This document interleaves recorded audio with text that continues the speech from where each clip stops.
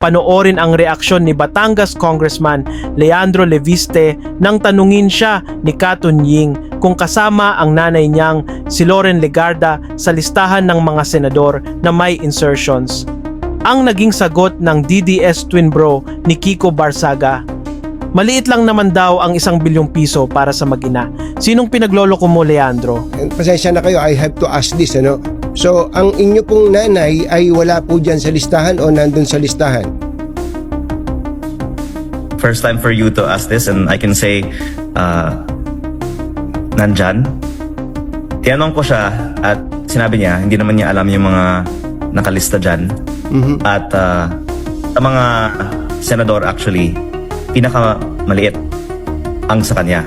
Pero tinanong ko siya talaga at sabi niya hindi niya alam ang mga ito, pero kinakumpirma ko po na lahat ng tinignan ko ay nandyan sa listahan.